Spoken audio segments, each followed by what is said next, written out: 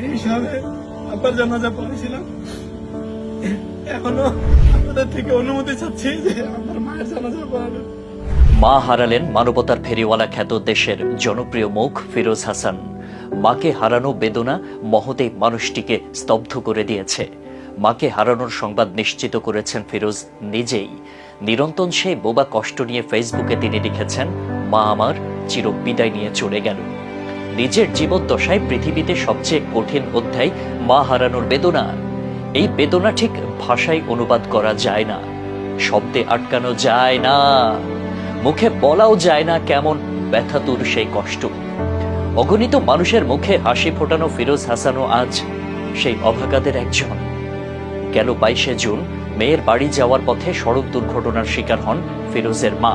আর তাতেই যেন অন্ধকার নেমে আসে ফিরোজ হাসানের জীবনে। মাথায় গুরুতর আঘাত পেলে কাছের একটি হাসপাতালে ভর্তি করা হয় মাকে। মস্তিষ্কে রক্তক্ষরণে কর্তব্যরত চিকিৎসকরা তার মেজর অপারেশন করেন। এরপর আইসিইউতে ছিলেন ফিরোজের মা। প্রায় 10 দিন মৃত্যুর সঙ্গে লড়াই করে সোমবার না ফেরার দেশে পাড়ি জমান ফিরোজের মা। যে ফিরোজ যিনি সবাইকে সান্ত্বনা দিয়েছেন, সে তিনিই আজ সান্ত্বনা খুঁজছেন।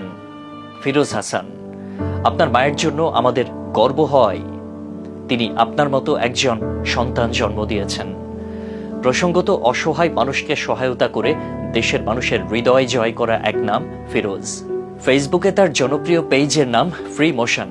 তিনি নিজে ভ্রমণ পিপাসু, ভালোবেসে শখের বাইকে ঘুরে বেড়াতেন। সেই ঘোরার ভিডিওই ফেসবুকে আপলোড দিয়ে নেটিজেনদের কাছে পরিচিত হয়ে ওঠেন তিনি। ফিরোজ হাসানের বাড়ি চাঁদপুরের হাইমচর উপজেলায়। নদী বিধৌত চাঁদপুরের সন্তান হিসেবে তাঁর হৃদয়, মন এবং চিন্তাও যেন নদীর মতোই বিশাল। আপন মনেই ভ্রমণের সময় অসহায় মানুষকে সহায়তা করার ভিডিও দিতে শুরু করেন তিনি। মোটরসাইকেলে চলার পথে হঠাৎ করে অসহায়দের মাঝে খাবার কিংবা নগদ টাকা উপহার দিয়ে সবার নজরে আসেন। তার টাকার অঙ্কও থাকে অনেক বেশি।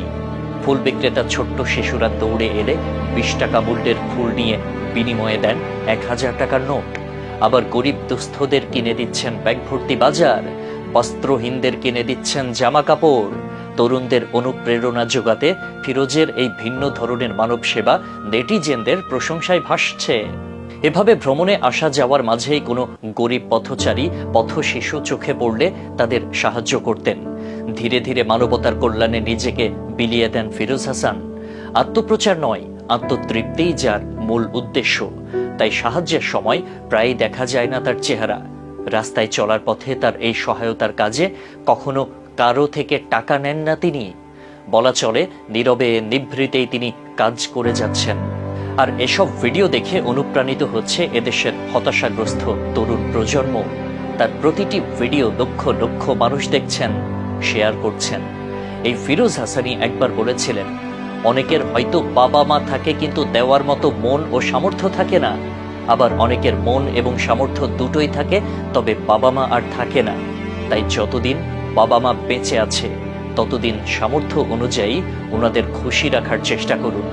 সে ফিরোজ হাসানই আজ নিজের মাকে হারিয়ে ভেঙে পড়েছেন।